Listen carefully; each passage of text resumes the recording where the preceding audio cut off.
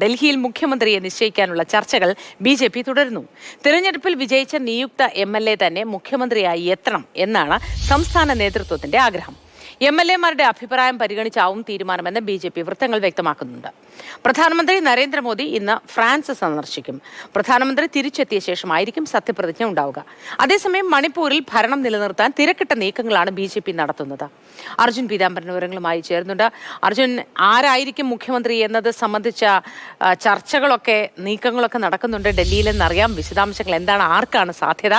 ഏതായാലും പ്രധാനമന്ത്രി തിരിച്ചെത്തിയ ശേഷം മാത്രമേ അതിലൊരു തീരുമാനം ഉണ്ടാവൂ എന്ന് നമുക്കറിയാം. Good morning.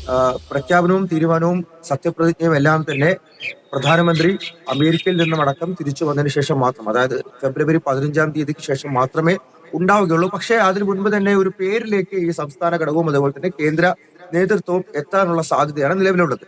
ഇന്നലെ പ്രധാനപ്പെട്ട 3 യോഗങ്ങൾ നടന്നിരുന്നു. കേന്ദ്ര നേതൃത്വത്തിന്റെയും അതുപോലെ തന്നെ നിയുക്ത എം.എൽ.എമാർ ജെ.പി. നദ്ദയും വീരേന്ദ്ര സച്ദേവ സംസ്ഥാന അധ്യക്ഷനെയും കണ്ടിരുന്നു. ഇന്നും നാളെയുമായിട്ട് പ്രധാനപ്പെട്ട ചില യോഗങ്ങൾ നടക്കാനുണ്ട്. ഒന്ന് ഔട്ട് ഗോയിങ് എം.എൽ.എമാരുടെ, അതായത് കഴിഞ്ഞ നിയമസഭയിലെ എം.എൽ.എമാരെയും ഇപ്പോൾ ജയിച്ച നിയുക്ത എം.എൽ.എമാരെയും ഒരുമിച്ച് വിളിച്ചിരുത്തി സംസ്ഥാന നേതൃത്വത്തിന്റെ ഒരു യോഗം, ഒരു ചർച്ചയുണ്ടാവും. അതിൽ ഒരു ഫ്ലോർ ലീഡറിനെ തിരഞ്ഞെടുക്കാൻ സാധിക്കുമെന്നുള്ളതാണ് ബി.ജെ.പി. ഡൽഹി ഘടകം വിശ്വസിക്കുന്നത്. എല്ലാ എം.എൽ.എമാരുടെയും നിയുക്ത എം.എൽ.എമാരുടെയും അഭിപ്രായം കൂടി അറിഞ്ഞ ശേഷം എല്ലാവർക്കും താല്പര്യമുള്ള, എല്ലാവരും ആഗ്രഹിക്കുന്ന ഒരു പേര് തന്നെ മുഖ്യമന്ത്രി സ്ഥാനത്തേക്ക് വരട്ടെ എന്നുള്ളതാണ് നിലവിൽ തീരുമാനിക്കുന്നത്. ഈ എം.എൽ.എമാരുടെ പേര് നമ്മൾ കേട്ടിരുന്നു. മനോജ് തിവാരി, വാൻസുരി സ്വരാജ് ഉള്ളത്. അവർക്കിപ്പോൾ പ്രാഥമിക പരിഗണനയില്ല. സാധ്യത കൂടുതലുള്ളത് നിലവിൽ ജയിച്ച നിയുക്ത എം.എൽ.എ. ആയി വരുന്ന ഒരാൾക്ക് തന്നെയാണ്. ഒരു ബി.ജെ.പി. പ്രവർത്തകൻ മുഖ്യമന്ത്രിയായി വരുമെന്നുള്ള കാര്യം എം.പിയുടെ ഒരു പ്രതികരണവും ഇന്നലെ വന്നിരുന്നു. ഹരീഷ് മൽഹോത്രയുടെ ഒരു പ്രതികരണവും ഇന്നലെ വന്നിരുന്നു. 5 പേരുകളിലേക്കാണ് നമുക്ക് കുറച്ചുകൂടി ഈ കാര്യത്തെ, അല്ലെങ്കിൽ ഈ ആര് മുഖ്യമന്ത്രി ആവുന്നുള്ള കാര്യം ഒന്ന് ഫൈനലൈസ് ചെയ്യാൻ പറ്റുക. ഒന്ന് അരവിന്ദ് കെജ്രിവാളിനെ പരാജയപ്പെടുത്തിയ പർവേഷ് വർമ്മയാണ്. മറ്റൊന്ന് ഗ്രേറ്റർ കൈലാഷിൽ സൗരഭ് ഭരദ്വാജിനെ പരാജയപ്പെടുത്തിയ ശിഖ റോയ് ഉണ്ട്. ഒപ്പം തന്നെ ഹരീഷ് ഖുറാനയുണ്ട്.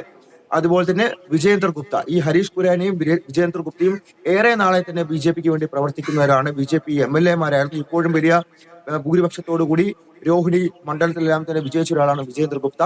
അതിനോടൊപ്പം 5ാമതായി കേൾക്കുന്ന പേരാണ് വീരേന്ദ്ര സച്ദേവ. അദ്ദേഹം തിരഞ്ഞെടുപ്പിൽ മത്സരിച്ചിരുന്നില്ല, പക്ഷേ ബി.ജെ.പിയുടെ ഡൽഹിയുടെ അധ്യക്ഷനാണ്.